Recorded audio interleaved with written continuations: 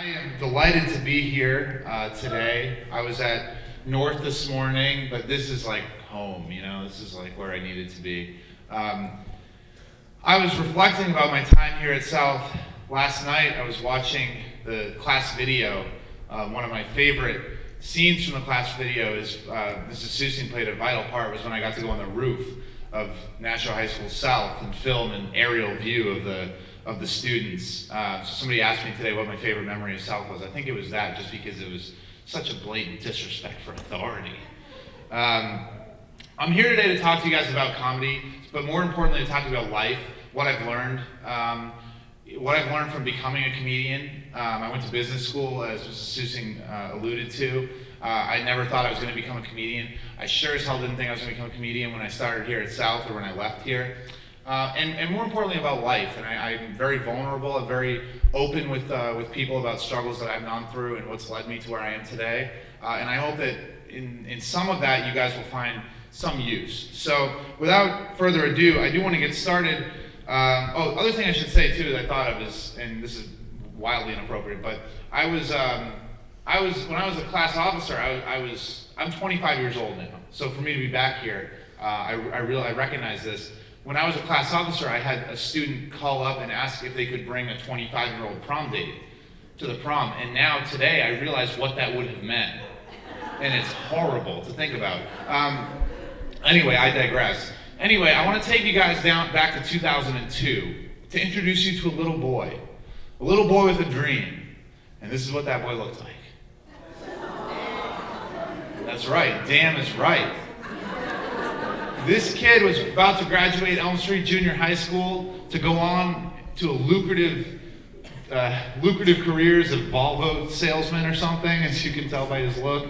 I had the hottest in baseball glove necklaces and the flashiest plaid button-up shirts. I was quite an unfortunate looking young man. But I had all the trappings of a normal person. I had, a roof over my head. I had food. I wasn't starving. I wasn't suffering. I had a great family support system. I lived a great life. But at this time, there was other things in my life that weren't so great that other people wouldn't have known about. My teachers didn't know about it. Probably my friends certainly didn't know about it. That time, my mom was homeless. My mom and my dad weren't together. I lived with my dad. I had a very normal life, but my mom was struggling with a lot of issues and was in between homes and jobs. And I say that to you guys. I know that she would be okay with it because she's in a much better place now, and she's happy and healthy and living a good life. But at that time, that stuff impacted me quite a bit. And I felt guilty because I was waking up and going to school and being a normal person without any worries, while my mother was going through all of this heartache. And that didn't manifest itself, didn't impact me until about 10 years later, 18 months ago, when I went through probably the worst challenge of my entire life, and I became horribly depressed.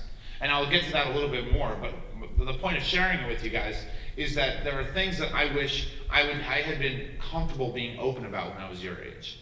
There are stresses and anxieties and things that I faced that no one else probably knew about. I graduated 8th in my class in South. I was a captain of the basketball team. I played a lot of sports. I did a lot of clubs. You would have looked at me and said, this kid's got nothing to be worried about. But in my own head, I had plenty to worry about. So then I went to high school, and things just kept getting better. You know what I'm saying? Like, I joined a gang, and I didn't join a gang. I just fell in love with the peace sign. And that's what I looked like. Went through high school, loved high school here at South. I had a great time, and then I went to college. And that, my friends, is where things got crazy. Because that is where I grew a goatee and met all the ladies and had the flyest lime green shirts you could imagine. And I went to college at Bentley University, and I got a marketing degree, and I graduated, and I started working in the field of marketing. But I didn't have any sort of creative outlet, which brought me to comedy. I saw a movie called Funny People with Adam Sandler, and one of my favorite comedians, Aziz Ansari, who played a small part in that, and I just fell in love with the underculture, I guess, of stand-up comedy, and what that meant, what those people went through, and the idea of writing jokes and observing the world in a different way than other people did. So I wanted to do stand-up comedy. So I went to a place in Jamaica Plain, in Boston, called the Alchemist Lounge. It's no longer there. And I was going to do a 5-minute stand-up comedy set. Well, I did about 45 seconds and I ran off stage. I literally ran off stage and then kept running through the door and left because I was so embarrassed at my performance, but I was somehow hooked. And so from then on, I started doing stand-up comedy for about 2 years while I was working, and then I found improv. How many people know what improv comedy is? Decent amount of people. Okay, so improv comedy is like, whose line is it anyway, is probably the most generic idea of what it is. But improv comedy means that you make this stuff up on the spot. So every show I do is the first time that show has ever been done. And it's the last time it will ever be done. There are times when I say stuff on stage and I don't even know where it came from. Because it's all made up in the moment. And I loved it for 2 reasons. One, because I didn't have to write the stand-up jokes anymore, because that was a pain and took a lot of time. And 2, it was more of a support system, because in improv, you're performing with a group. It's not just one person who's up there, telling their life story. But over the course of becoming a comedian, I started to realize that there were other things that were being impacted in my life. And this is what I wanted my life to look like. I wanted people to look at me and say, that's the white Will Smith. But of course, nobody was saying that at the time. And so I had to keep going, and this is what my life turned out to be. And this is what it is now. I get to perform with wonderful people. I play Frankenstein on occasion. I bear a small resemblance to him. I have a bunch of comedy groups. I perform all over the city. I recently moved to New York City, and I perform in Manhattan, and I study with some incredibly talented and creative people I never thought I'd be able to be involved with. And I wrote a book. And I wrote a book because I realized that comedy was teaching me things about life. For instance, I stopped being worried about failing. And the whole point of what I want to talk to you guys today about isn't about how to succeed, because you get enough of that. You're talked to a lot about, here's how to succeed. I want to talk to you about how to fail. How to be a failure. A gracious failure that learns from their mistakes. Because to me, failing is probably the biggest tool you can have to succeed. And I've learned that through experience, but also through talking to other people who have achieved massive success. It's not because they just followed some straight line and got there.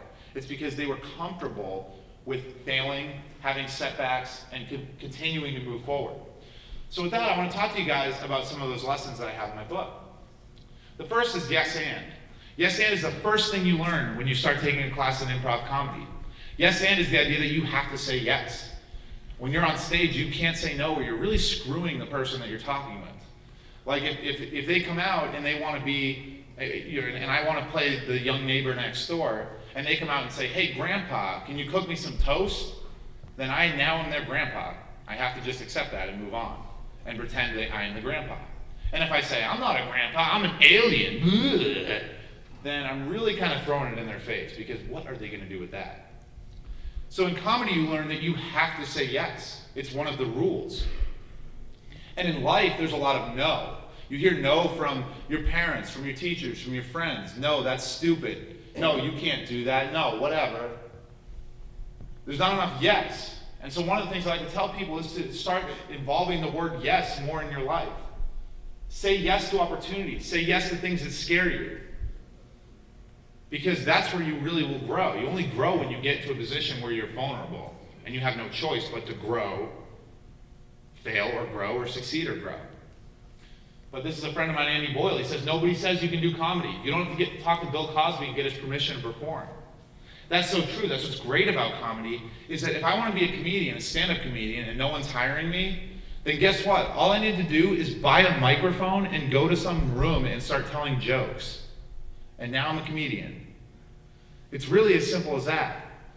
And there are other things in your life. Maybe you want to do a web series. A young lady just came up and talked to me after the first session, said she has a YouTube series. When she gets anxious, she likes to make videos. She likes to do video production. Maybe some other people, maybe you like to play sports. For me, until I found comedy, it was basketball. I could play basketball for 4 or 5 hours a day. That was the only time that I didn't feel anxious, because I was out of my own head. I wasn't thinking about it. I was thinking about something I loved doing. But you don't have to ask permission to do stuff that you love anymore. The world has given you the ability to have access through the internet and through communities and online groups and friends that you have maybe, that you can just start doing something and make something out of it.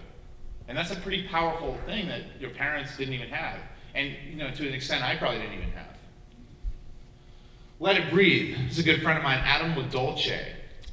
Adam Dolce was a management consultant, which means he made over $100,000 a year to help companies to become better at what they do.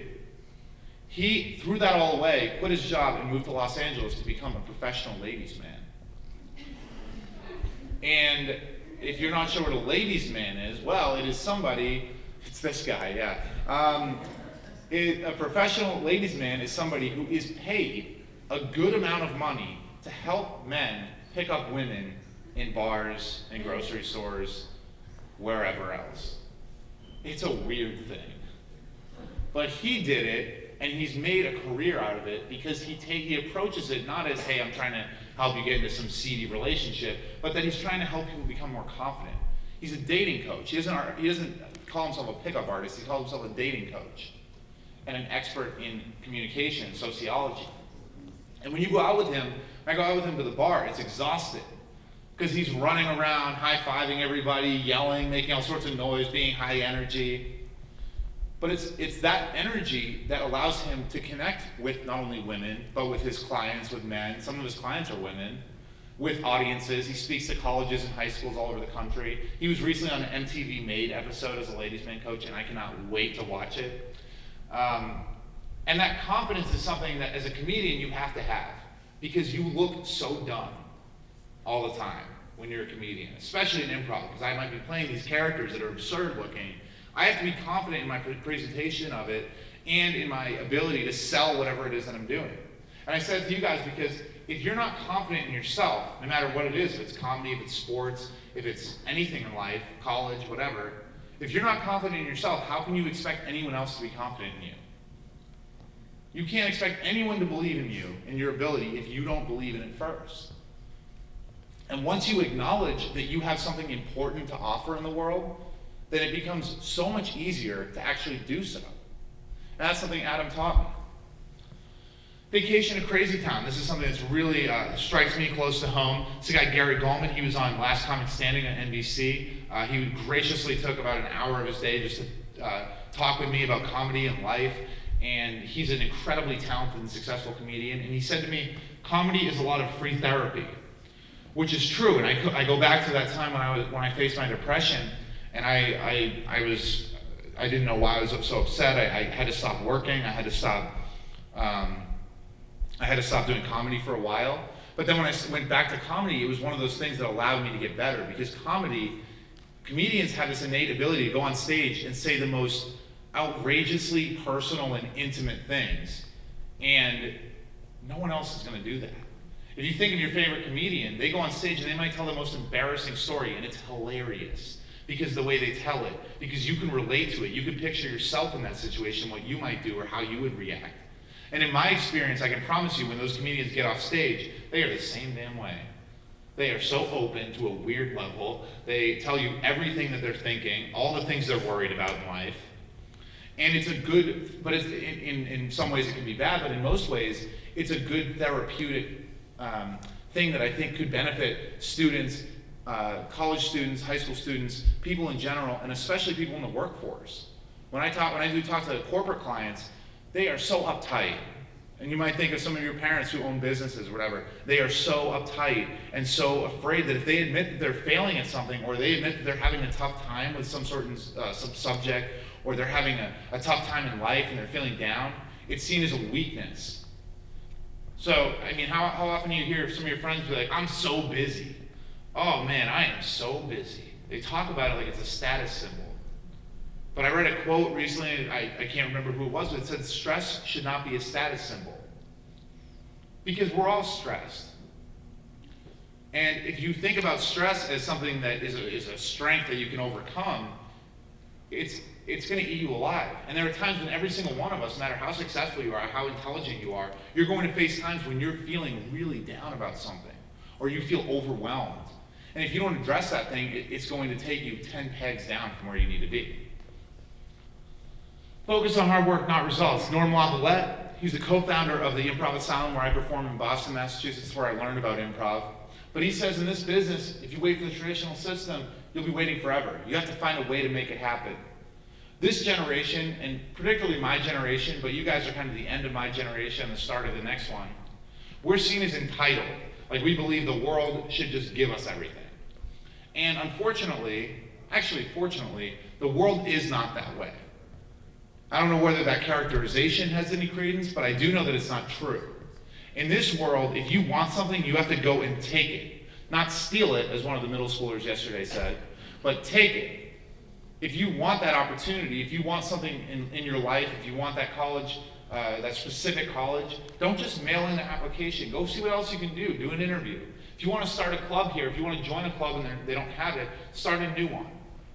If you want to be on a sports team, find a way that you could help the sports team. Ingratiate yourself. Find a way that you can become part of something. Because nobody's going to give you anything in this world. I can promise you that. You have to go out and take what you want to take. And that doesn't mean, again, being mean, stealing, doing it at the expense of others. There's plenty to go around, guys. But you can go out and you can find a way to make something happen. For me, if I waited until somebody said, hey, he's a credible speaker, let's hire him to come speak, I'd be waiting forever. But I write a book and suddenly people think I'm smart. It's a wonderful system. If you want something, you go and you get it. Know your audience. Mike Burke is a friend of mine. He was a former stand-up comedian in New York City. He also is a VP of sales at a big technology company. He told me a story about the first time he ever did stand-up comedy. He was in a club in New York City. He came down, and the guy who went before him dressed up as a nun and did the most profanity-laced tirade of comedy ever that they had to cut the power off in the theater because he was so bad. And then he went up. So you can imagine how welcoming the audience must have been to this young first-time comedian after what they had just witnessed. And he said once he started his set and he saw that the crowd was engaged in it and they relaxed, he could physically see them lean back in their seats. And his point there is that when you know your audience and when you can connect with them and make them not worry that you're going to be failing or trying to hurt them or something, then they'll absorb your message far more than they would otherwise. And your audience doesn't necessarily have to be 100 people like it is for me right now. Your audience could be your boyfriend, your girlfriend, your parents, your teachers, other people in your life that you're trying to convince of something or get on board with some idea you have or whatever. But if you approach the idea with only your own background and your own mentality, you're not going to be as successful. You have to think about what your audience needs are. And if you can understand people and what makes them tick, you'll have far greater success.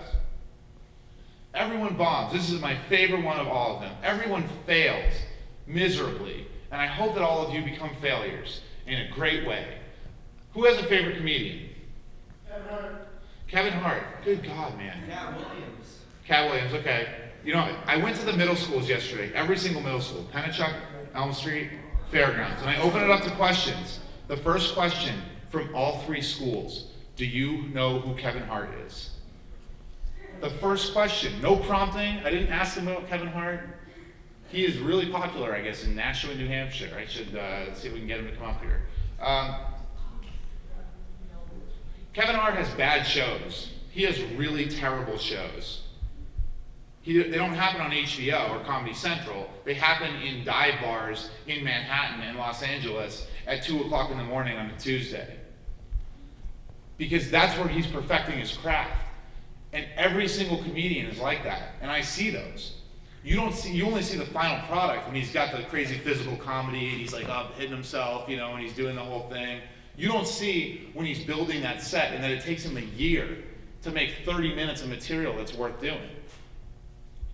Or Louis C.K. or Jerry Seinfeld. Any of those people are working their ass off to get that idea and to get that set. And when people look at that, and I don't just mean that for comedy, I mean that for anything you guys want to do, whether you're a musician or a sports player. You look at Tom Brady, you see him making that comeback the other night. That's not where he makes that difference. He makes that difference because he's the first person in the stadium on Monday morning studying film. He's the last person to leave. He lives and eats and breathes football. These comedians live and eat and breathe comedy. Whatever you want to do, if you want to make a big difference in it and you want to actually succeed and you want to be a game changer, you have to pour your heart and soul into it. And when you look at it from the outside, you don't see that. But you have to be okay with failure because all of those people fail. I might do a show at 9 o'clock at night and get booed off the stage. And at 10 o'clock I get a standing ovation. But if I let that first show get me down, then there's no way I'm coming back and doing something that's worthwhile in that second show. And that happens frequently, that you have that experience. You have to be okay with failure. Failure is one of the best tools that anyone can use to succeed. My friend Bob told me that, who's a very successful improviser. Performed at the Second City for many years in Chicago. And Second City, if you don't know, is where pretty much all of Saturday Night Live people come from. Everyone bombs. If you accept the idea that you're going to fail, you'll be far happier in life. I saw a guy named Seth Godin speak. He said the person who invented the ship also invented the shipwreck. And if you think about what that means, it means that when you are putting yourself in a position that no one has put themselves before, or if you're going out on a limb and you're doing something important and worthwhile, you're also at the same time creating a danger for yourself. You're creating a situation where you could hurt yourself. You could get hurt. You get a boyfriend or a girlfriend and it starts to get serious. That's why people have commitment issues, because they don't want to get hurt. Once you open yourself up, you're in a position to hurt yourself, to get hurt, to let someone else hurt you. And although that can be scary, and I understand why people don't want to do it, if you want to achieve massive success in the world, and massive success can be with a business, as a comedian, as a performer, or as a husband, as a wife, as a philanthropist, as a person, if you want to achieve massive success in the world, you can only do so by putting yourself in a position where you might also fail. Speaking of failure, here's a picture of my first time doing stand-up comedy. I had the brown sweatpants. I had that nice looking fleece vest coat thing. This is where I actually put the microphone down. I walked off stage. I walked out of the bar and I just kept walking because I was so embarrassed. But then you see here the People's Improv Theater in Manhattan, in New York. That's a pole that only the performers can see. The audience doesn't see that. And when you walk out of the green room, it says, "Follow the fear." And what it's telling you as a performer is that you're going to be afraid, especially in a packed house. I've done shows for 300 people. I've done shows for 5 people. I did a show last night for 6 people. There were 5 performers. No matter who you're performing and who your audience is, there's a level of fear and anxiety that comedians, performers thrive on, but it's that fear that you have to chase. And as people, as students, if you're afraid, you're looking out at college, you're afraid. Follow the fear, go get it. That's where you're going to achieve something. That's where you're going to make a difference in the world. That's where you're going to be your best self. Because people don't regret things they did not do. Sorry, they don't regret things they did do. They regret things they did not do. And I think the biggest regret in life is regret itself. You should never look back, and Mark Twain said that. He said, in 20 years, you will regret the things you didn't do far more than the things you did do. But if you look back at your life when you're on your deathbed in hopefully 100 million years, and you're looking back and you're like, I wish I did this, man. I wish I had taken that opportunity, or gone to that school, or taken that job, or tried to actually be a musician or be whatever. If you look back at your life and that's what you're saying, that's the saddest thing in the world, man.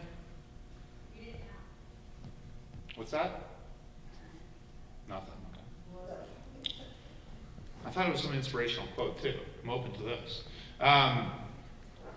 It's not a competition. This is something that you learn in school that gets bred into you, that you deal with over and over again all the way through your career. Is that life is made into these competitions that it does not have to be. There's very few things in life that are actually a competition, where you're going head to head with somebody for that last spot in the baseball team. You're going head to head with somebody to get a job at this one company. But people still treat everything in life like a competition. You can succeed and the person next to you can also succeed.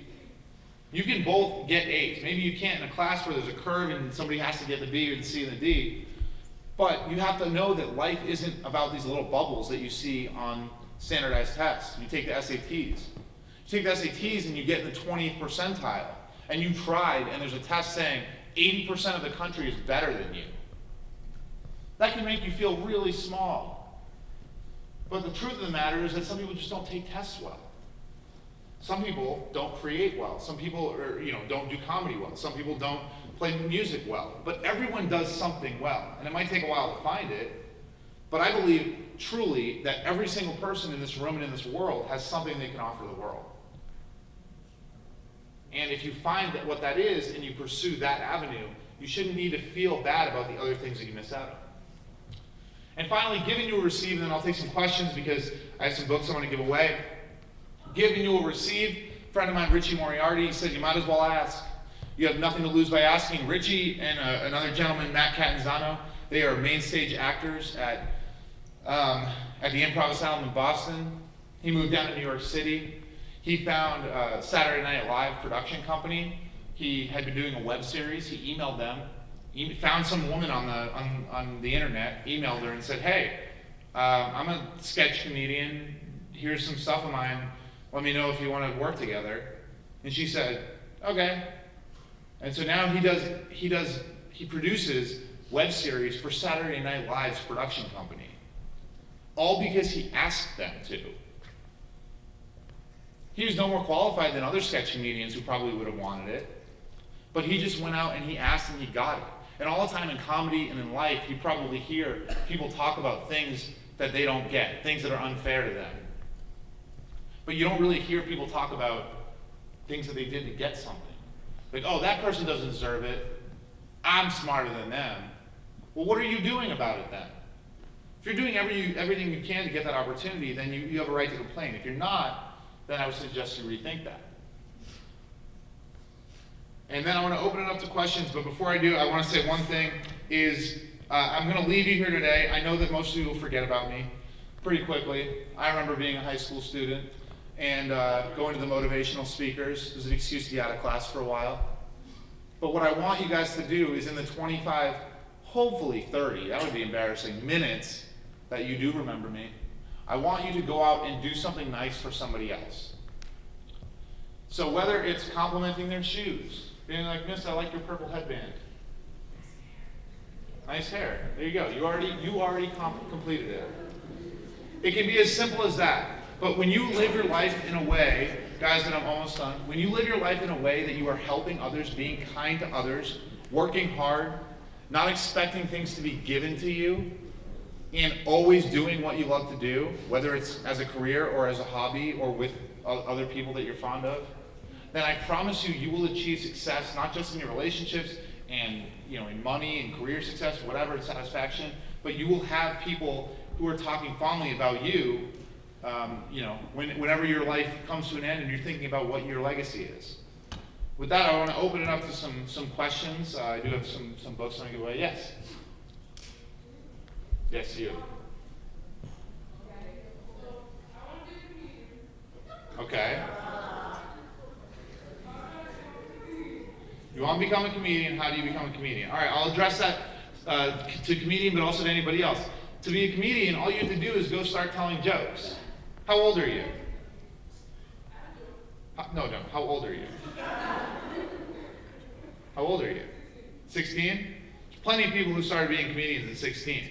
And they just start doing it. Maybe you have a web series. Maybe you find an open mic that's for teenagers that you can go to and you can start telling jokes. I wish I started being a comedian then. I didn't start until I was 22, and I wish that wasn't true. And that's the case for all of you guys. If you want to do something, just go do it. You live in a world with YouTube and the internet and all this stuff where that opportunity affords itself to you.